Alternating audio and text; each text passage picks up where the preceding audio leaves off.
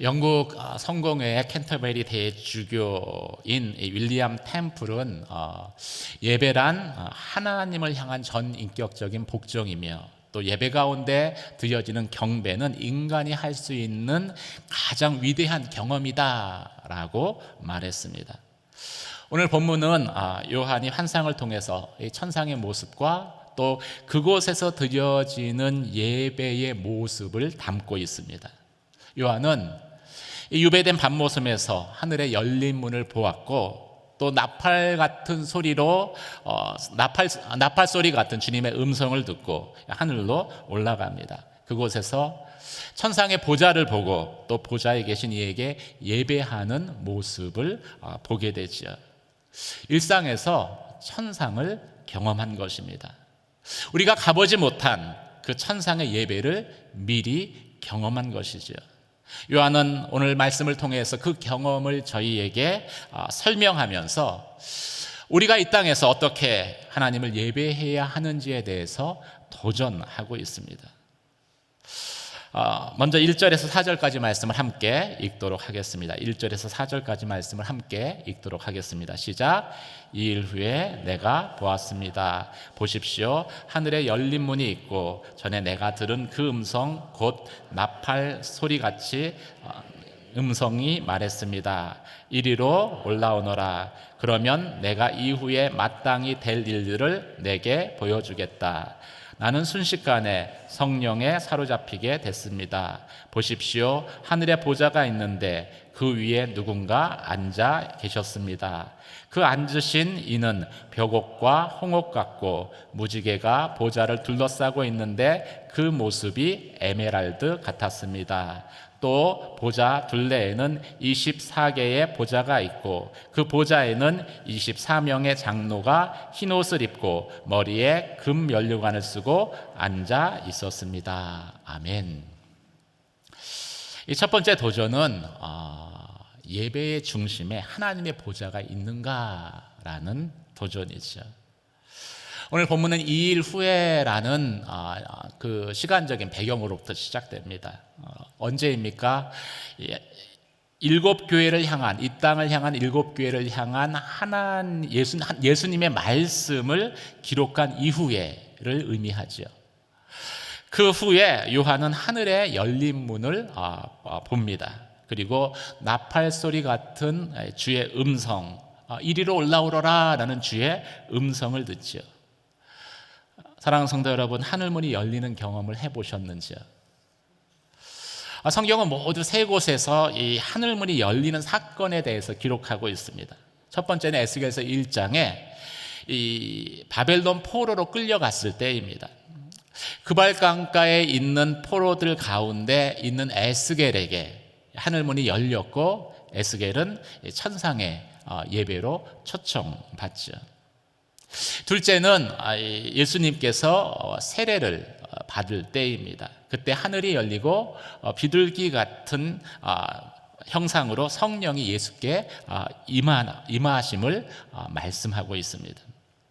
그리고 마지막이 오늘 본문의 말씀처럼 밤모섬에 유배된 요한에게 하늘문이 열려 이 천상의 예배의 자리로 초대받는 장면입니다.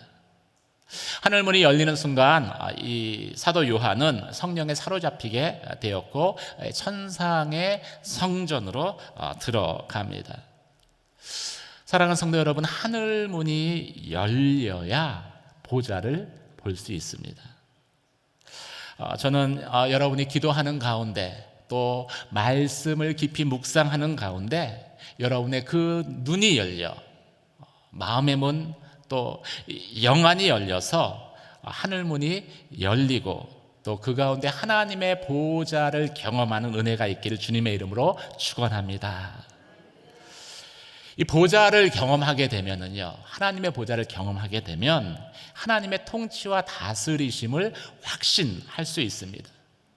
그리고 그 확신을 붙들게 되면은요, 아무리 나를 둘러싼 상황이 절망적인 그런 상황이라 할지라도요, 그 현실을 이겨낼 수 있는 믿음을 붙들게 됩니다.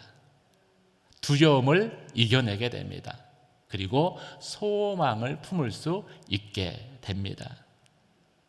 에스겔서 1장은 이 에스겔이 바벨론으로 포로로 끌려가서 아무런 소망을 가질 수 없는 그런 환경이었습니다.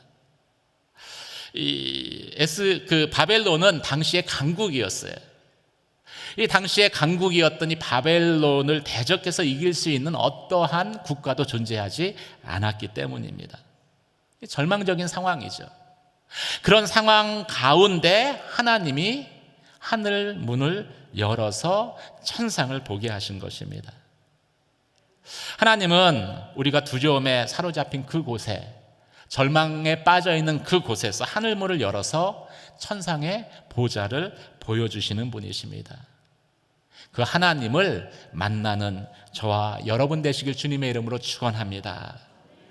로마에 의해서 반모섬에 유배된 요한에게도요, 그래서 하늘 문을 열어서 하나님의 보좌를 보여주시지요. 하늘 보좌를 보게 되면 우리는 두려움에서 벗어날 수 있습니다. 아멘. 하늘 보좌를 경험하게 되면 절망에서 벗어날 수 있습니다. 하늘 보좌를 경험하게 되면요, 내 마음에 사로잡고 있는 그 근심과 걱정과 염려로부터 자유케 될 수 있습니다. 참된 자유함을 경험하게 되고 소망을 품게 되는 것이죠. 그런 하나님의 은혜가 저와 여러분 가운데 있길 주의 이름으로 축원합니다. 기도하세요. 내 눈을 열어 열린 문을 보게 해 주십시오. 하나님의 보좌를 보게 해 주십시오. 우리가 왜 하늘의 보좌를 보는 게 왜 우리에게 소망을 가져다 줄까요? 당시 이 소아시아 7교회 성도들에게 보여지는 보좌는요, 로마 황제의 보좌밖에 없었습니다. 당시는 저희가 7교회 보내는 편지를 통해서도 들었지만 이 로마가 황제 숭배를 강요했습니다. 특별히 도미티아누스 황제 때는요, 황제 숭배를 거부한 성도들에 대해서 아주 끔찍한 박해를 자행했었습니다. 원형 경기장에 잡아다가 거기서 맹수에게 찢겨 죽임을 당하게 하고 끓는 기름에 던져지기도 했어요. 그래서 이 하나님의 백성들은 이 로마 황제의 보좌에 대한 두려움에 사로잡혀 있었습니다. 사도 요한도 어떻습니까? 지금 로마 황제에 의해서 반모라는 섬에 유배되어 있는 상황이잖아요. 그런데 그런 가운데에서 있는 요한에게 이 세상의 절대 권력자처럼 보였던 이 로마 황제도 결코 흉내낼 수 없는 그 영광의 모습으로 하나님의 보좌, 그리고 그곳에 앉아 계신 하나님을 보게 되었다라고 여러분 상상을 해보십시오. 그 일이 내게 일어났다라고 한번 상상을 해보세요. 그 영광의 보좌를 보는 순간 어떤 생각이 들었겠습니까? 요한이 확실히 깨닫게 되죠. 이 세상을 통치하는 분은 로마 황제가 아니다. 이 세상을 통치하는 분은 하나님이시다. 그리고 예수님이 하신 말씀은 마땅히 되어질 것이다. 마땅히 되어질 일이다. 세상을 향한 주님의 심판은 반드시 일어날 사건이다. 마음 가운데 확신하게 된 거예요. 왜 그렇습니까? 보좌라는 것이 의미하는 것은 통치와 다스림이기 때문이죠. 즉 하나님의 통치와 다스림, 하나님의 주권을 상징하는 것이 바로 하나님의 보좌이기 때문입니다. 그래서 이 하나님의 보좌에는요, 세상에서 볼 수 없는 하나님의 영광이 깃들어 있습니다. 오늘 사도 요한은 이 보좌에 앉아 계신 하나님이 벽옥과 같고 홍보석과 같다라고 말씀하고 있습니다. 이는 이 보좌에 앉으신 하나님의 영광을 이렇게 표현할 길이 없으니까 보석으로 은유적으로 표현을 한 것입니다. 벽옥은 하나님의 거룩과 순결을 의미합니다. 그렇게 빛난다는 거예요. 또 홍보석은 붉은 빛을 띠는 보석이죠. 이것은 하나님의 심판을 의미합니다. 하나님은 그런 분이시다라는 것이죠. 그리고 이 벽옥과 또 그 홍보석이 보좌 가운데 빛을 발하고요. 그 보좌 주변으로는 이 무지개가 둘러 비추고 있습니다. 마치 에메랄드 빛처럼 이렇게 빛을 비추고 있어요. 근데 성경에서 무지개가 무엇을 의미합니까? 무지개는 약속이에요. 하나님의 약속입니다. 내가 다시는 이 땅을 물로 홍수로 심판하지 않겠다라는 그 하나님의 약속이 담겨져 있는 표식이 바로 무지개인 것이죠. 이 말은 하나님이 심판하실 때도 자비와 긍휼을 잊지 않으시겠다라고 저희에게 말씀하시는 거예요. 그런 하나님의 모습을 보여주는 것입니다. 그 하나님의 보좌는요, 영광 가운데 휩싸여 있습니다. 그리고 이 영광의 보좌를 중심으로요, 이 동심원 형태로 이렇게 24개의 보좌와 또 그 보좌에 24명의 장로가 앉아 있는 모습을 요한이 보게 됩니다. 24장로는 구약의 12지파 또 신약의 12제자를 의미한다고 합니다. 그래서 이 24장로가 대표하는 것은 믿음의 사람들이에요. 그런데 이 24명의 장로가 흰옷을 입고 금면류관을 쓰고 있습니다. 흰옷은 이 사대교회 주신 말씀에 보면 승리하는 자, 끝까지 말씀을 붙들고 승리하는 자가 입는 옷이 흰옷이죠. 이 24명의 장로는 그래서 끝까지 믿음을 배반하지 않고 말씀을 붙들고 승리한 자, 그 믿음을 지킨 그 사람들을 의미하는 것이죠. 그 사람들이 주님의 영광에, 그 영광스러운 보좌와 함께 그곳에 그 보좌에 24보좌에 앉아 있는 거예요. 이 모습을 요한이 본 것입니다. 사랑하는 성도 여러분, 사도 요한이 미리 본 천상은요, 중앙에 하나님의 보좌가 있었습니다. 이 보좌는 하나님의 통치와 다스림을 상징하는 것입니다. 교회 중심에도요, 하나님의 보좌가 가운데 중심에 있어야 합니다. 교회된 성도의 중심에도요, 이 하나님의 보좌가 있어야 합니다. 여러분의 마음 중심에 하나님의 보좌를 두는 저와 여러분 되시길 주의 이름으로 축원합니다. 근데 많은 성도들이 신앙생활은 하는데, 예수는 믿는다고 하는데 마음의 중심에 하나님을 두려고 하지는 않아요. 뭔가 필요한 일이 있을 때는 하나님을 열심히 찾습니다. 그런데 그 필요가 채워지면은요, 언제 그랬냐는 듯이 또 하나님을 잊어버려요. 보좌는 움직이면 안 됩니다. 그런데 필요할 땐 보좌를 내 마음 중심에 두다가 이제 그 필요가 채워지면 또 다른 곳에 버려버리는 거예요. 마음의 중심에 하나님의 보좌를 둔 사람은 아니죠. 하나님을 참된 주인으로 모시지 않은 것입니다. 이런 사람은 참된 예배자가 될 수 없습니다. 우리가 십자가에 죽었다라고 이야기를 하죠. 그 말의 의미가 무엇이에요? 예수께서 십자가에 못 박혀 죽으실 때 나도 그 주님과 연합해 죽었다라는 것입니다. 그래서 이제는 더 이상 내가 중심이 아니라는 거예요. 내 마음의 중심에 누가 계시다는 거예요? 하나님, 어린 양이신 예수 그리스도가 계시다라는 것입니다. 이런 사람은 이제는 내가 산 것이 아니요 내 안에 그리스도께서 사시는 것입니다. 담대하게 고백할 수 있습니다. 1대1의 가장 첫 과가 뭐예요? 중심 되신 그리스도잖아요. 여러분의 마음 중심에는 뭐가 있으신가요? 하나님의 보좌가 있으세요? 아니면 돈이 있으세요? 자녀가 있으세요? 성공이 있으세요? 혹시 편안한 노후가 여러분 마음 중심에 자리하고 있는 거 아니에요? 사랑하는 성도 여러분, 마음 중심에 하나님의 보좌를 두는 저와 여러분이 되시길 주님의 이름으로 축원합니다.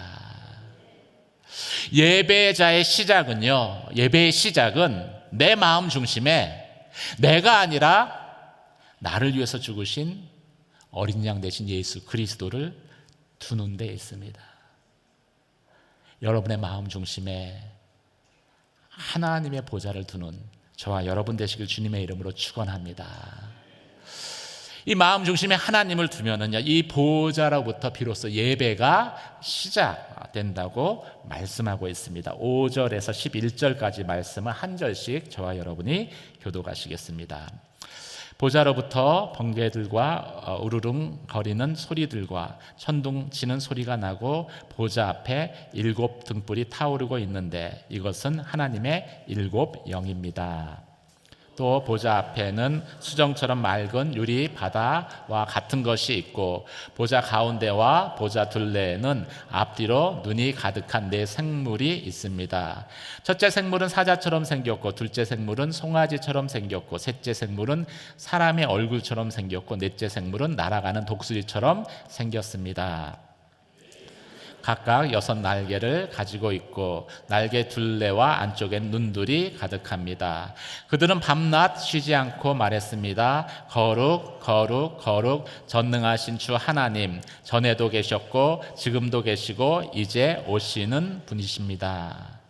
그 생물들이 영원토록 사시는 보좌에 앉으신 분께 영광과 존귀와 감사를 드릴 때 24명의 장로들은 보좌에 앉으신 분 앞에 엎드려 영원토록 사시는 분께 경배하고 자기들의 면류관을 내려놓으며 말했습니다. 함께 읽겠습니다.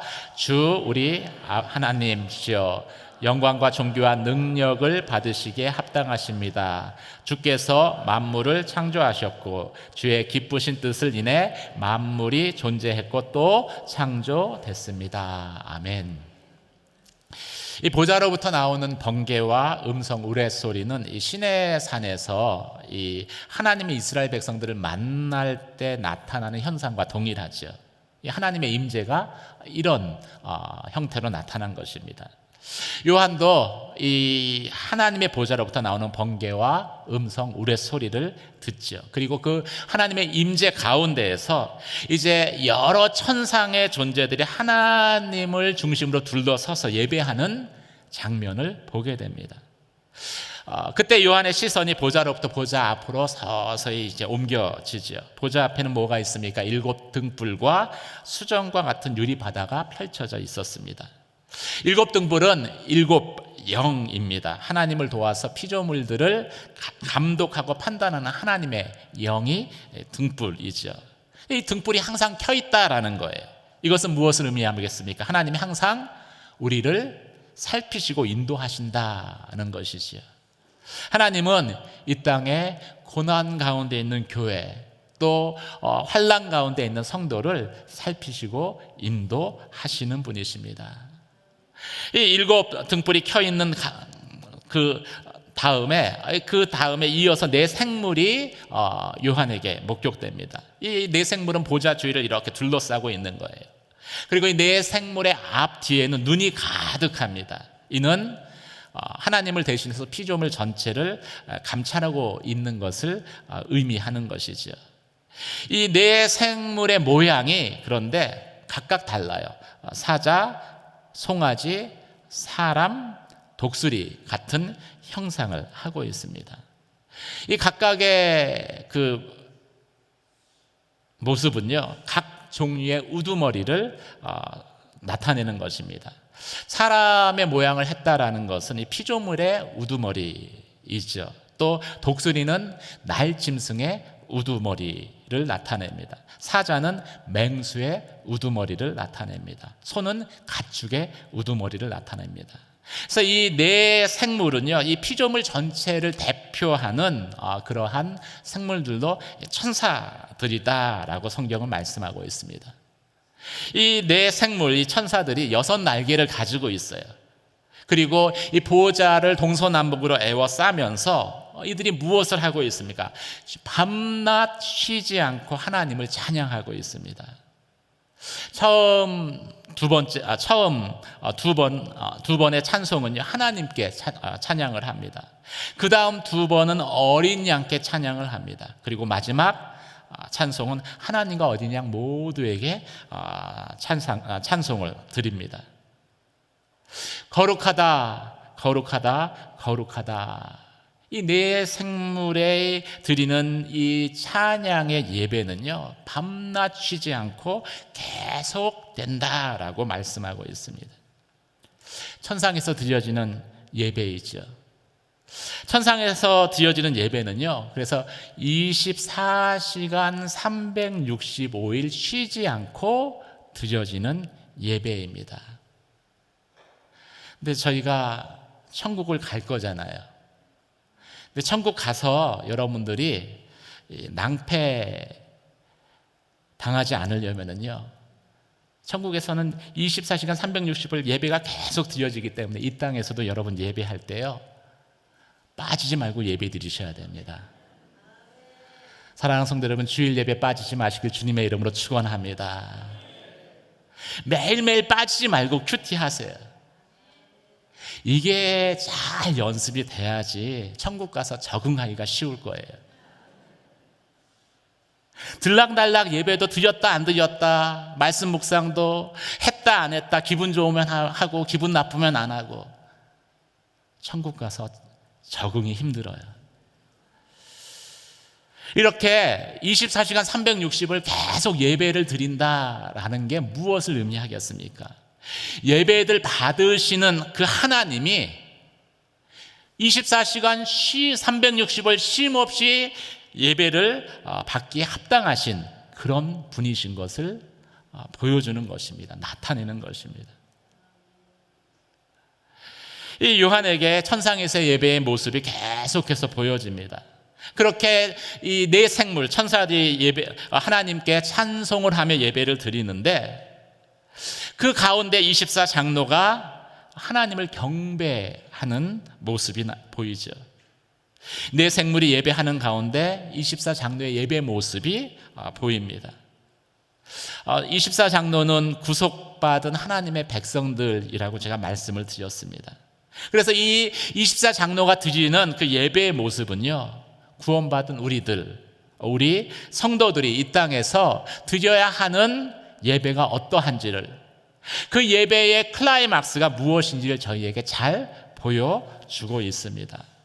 오늘 9절과 10절 말씀을 함께 읽도록 하겠습니다. 9절 10절 말씀입니다. 시작. 그 생물들이 영원토록 사시는 보좌에 앉으신 분께 영광과 존귀와 감사를 드릴 때 24명의 장로들은 보좌에 앉으신 분 앞에 엎드려 영원토록 사시는 분께 경배하고 자기들의 면류관을 내려놓으며 말했습니다. 아멘. 우리가 드리는 예배의 클라이막스는요, 하나님을 경배하는 것입니다. 근데 24장로가 어떻게 하나님을 경배하고 있습니까?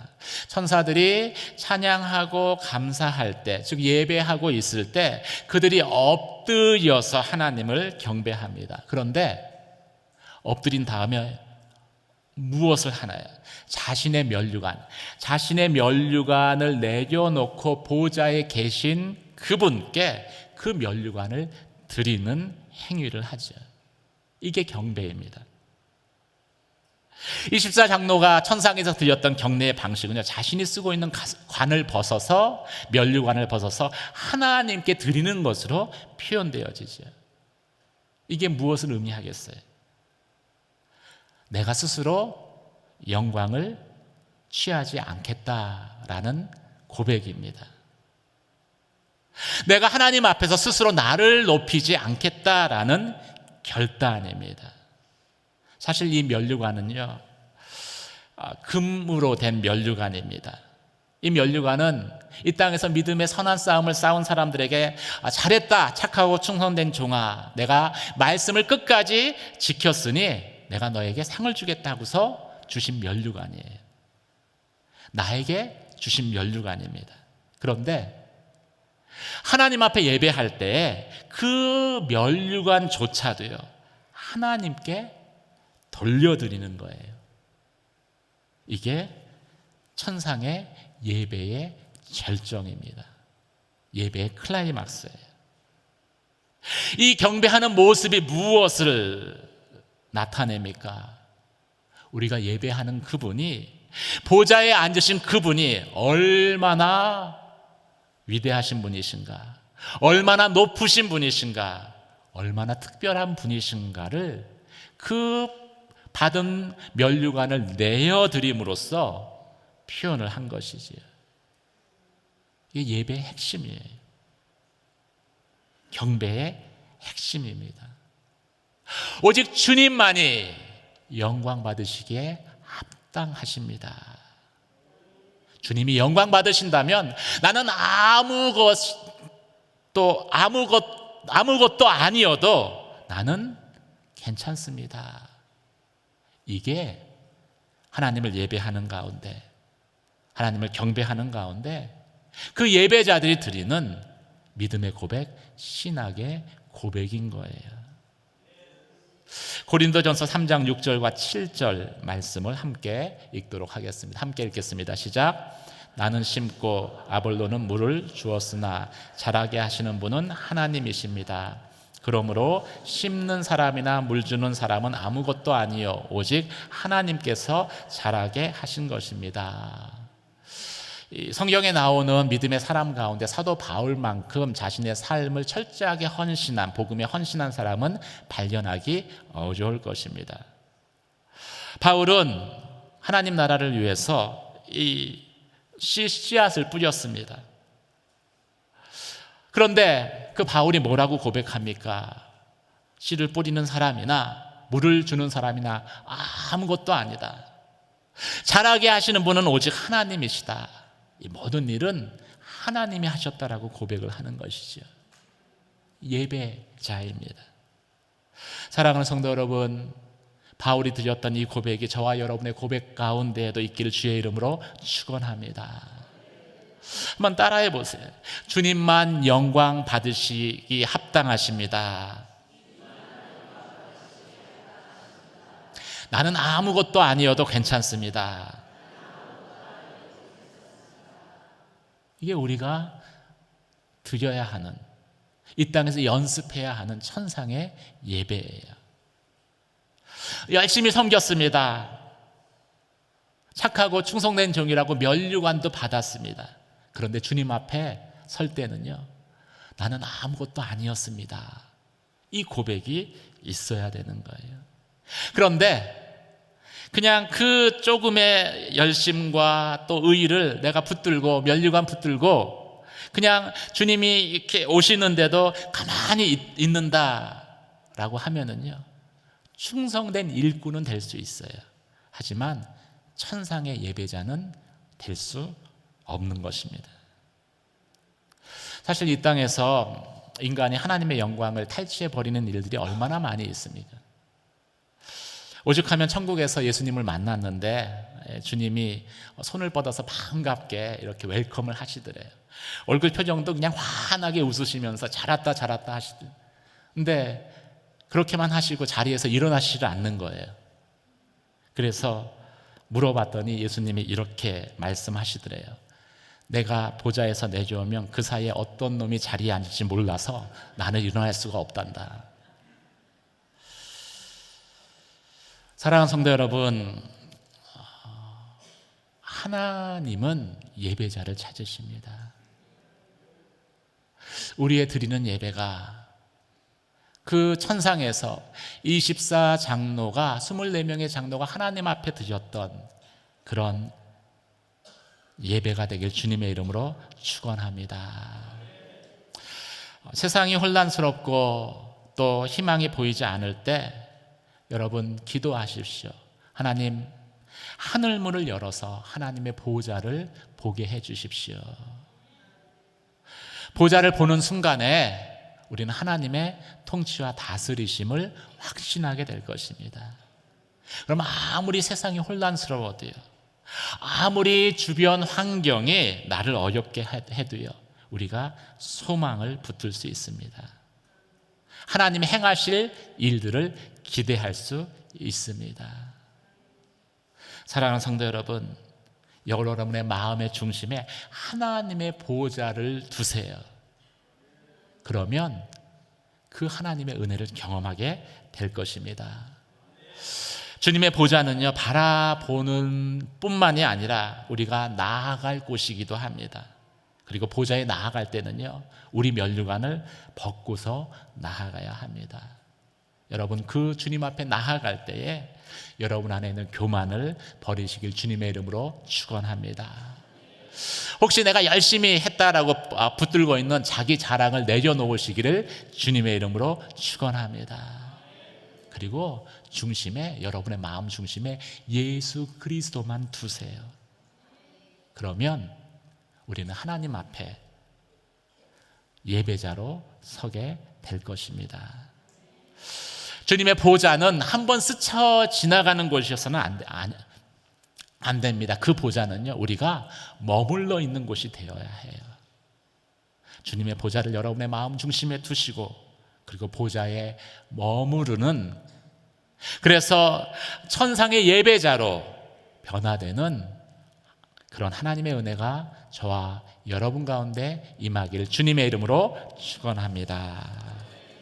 오늘 말씀을 생각하며 함께 기도하며 나아가도록 하겠습니다. 하나님, 이 세상을 볼 때 마음이 심란합니다. 어렵습니다. 하나님이 어디 계신가 회의와 의심이 우리 가운데 우리의 마음을 사로잡습니다. 주님, 이 시간 기도합니다.